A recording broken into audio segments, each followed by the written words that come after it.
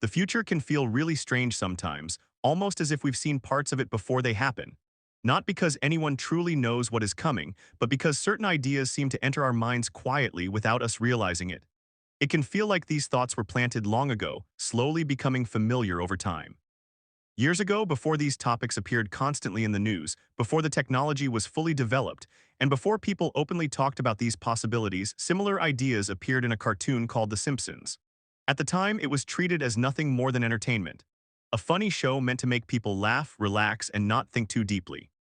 For a long time, The Simpsons trained people to laugh at extreme or strange ideas. The show made unbelievable situations feel harmless and silly. It encouraged people to see these moments as jokes, not as something worth questioning. When something feels funny, it feels safe. When it feels safe, people stop paying attention. But some of those ideas stayed with us. They didn't disappear, they remained in the background of our minds. Years later, those same ideas began to return not as jokes but as real discussions. Suddenly, they didn't feel funny anymore. Now the world being shown feels unsettling. Machines observe human life and turn it into data. Systems measure people, categorize them, and reduce complex human experiences into numbers and files. Technology watches, records, and stores information constantly. There are systems that influence what billions of people see, read, and accept as true. There are tools that quietly shape opinions and guide attention. This isn't about predicting the future.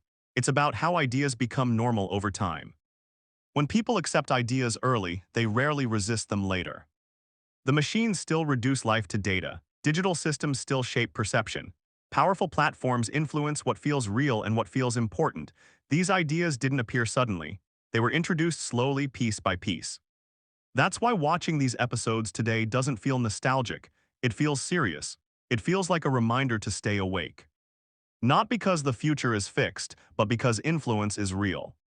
In Season 23, Episode 9, titled Holidays of Future Past, there is a scene where Maggie is pregnant. She is lying on a table while a robot scans her body. A hologram of the baby appears above her, rotating in the air.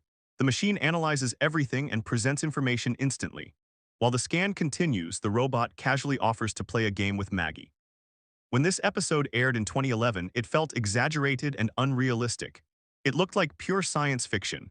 Most people laughed and moved on, never imagining such moments could feel normal one day.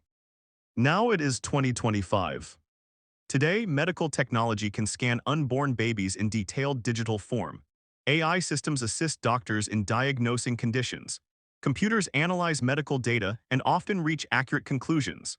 What once felt imaginary is now part of real medical discussion. This raises serious questions. Who controls the information gathered from these scans? Who decides where this data is stored and who can access it? What happens when machines know details about a child before parents fully do? Technology itself is not the problem. The concern is how quietly it becomes trusted without reflection. When a machine interacts with a child, even in harmless ways like games or voices, what else is being communicated? What patterns are being learned? What assumptions are being built before awareness even develops? Every small interaction may seem insignificant, but together they shape understanding in ways that are difficult to measure. The holographic image of a baby is not just a visual advancement. It represents how life itself is becoming increasingly observed, recorded, and analyzed. This is something worth thinking about carefully. There is another episode, Season 16, Episode 15, where Bart and Lisa are shown a future world by Professor Frink. They see Homer and Marge living in a house completely underwater. Fish swim past the windows. Elevators rise through bubbles. The ocean surrounds everything. When this aired in 2005, it felt impossible, a fantasy that belonged only to cartoons. Now it is 2025. Underwater structures, floating cities, and ocean-based living concepts are being seriously discussed. Rising sea levels force governments and engineers to explore new possibilities. What once sounded absurd is now a topic of real planning. Again, this is not about prediction, it's about familiarity. When people see ideas early, they don't feel shocking later. If humans ever live underwater, important questions remain. Who owns the ocean floor? Who controls access? What does safety mean when land is no longer the foundation of life? These images are no longer just entertainment. They are reflections of conversations already happening. Another moment appears again in Season 23, Episode 9, Holidays of Future Past. In this future setting, Lisa is searching for her daughter in a world that feels completely digital. filled with music and glowing structures. She walks into a massive corporate building and casually speaks to a powerful search company, acknowledging how much influence it has while still treating it like a normal tool. When this episode aired in 2011, very few people were thinking about how powerful a single technology company could become. The line felt like a joke. It passed quickly. Today, the situation feels very different. Search engines, recommendation systems, and digital platforms influence how people find information, form opinions, and understand reality. Billions of people rely on these systems every day. They guide what is seen, what is hidden, and what feels important.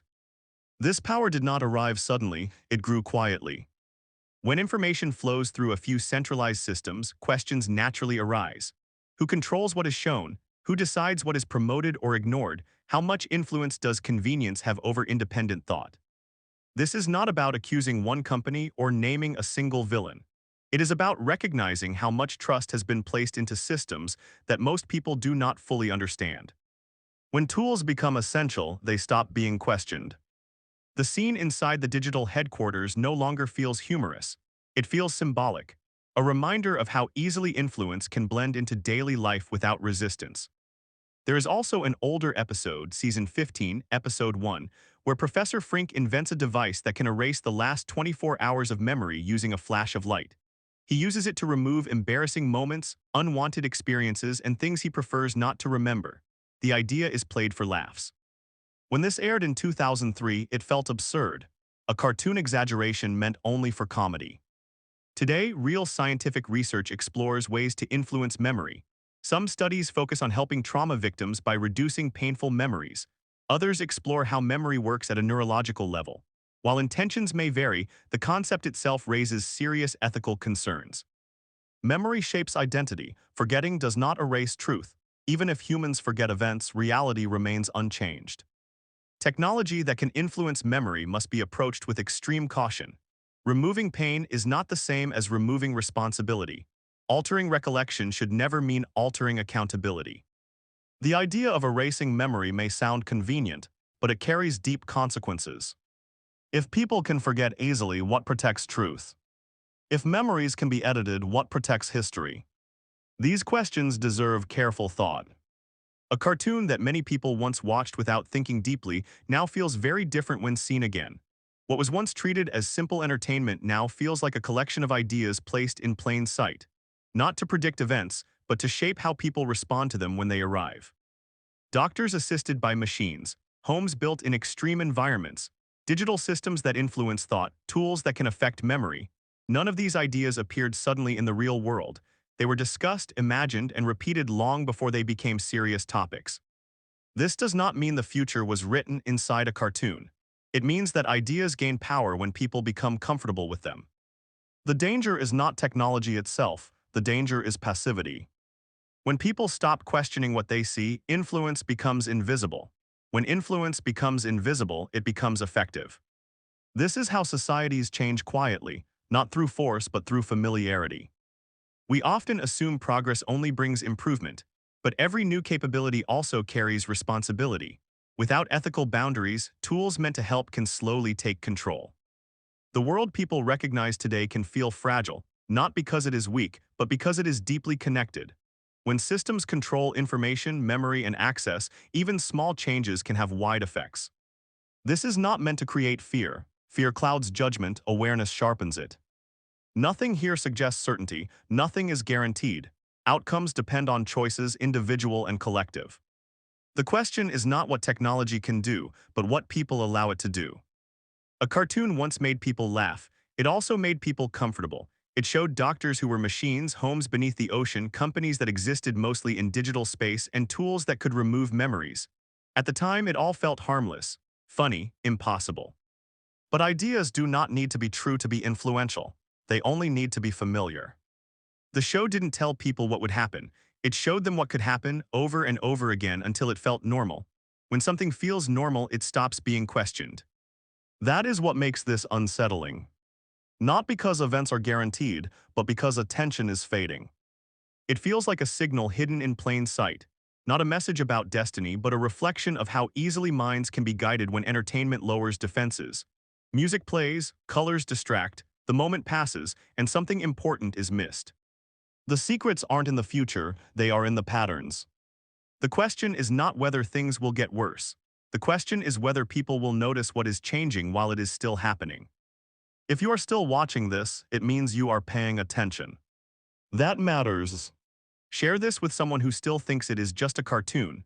Ask them what they see now that they didn't see before, which moment made them pause, which idea stayed with them longer than expected.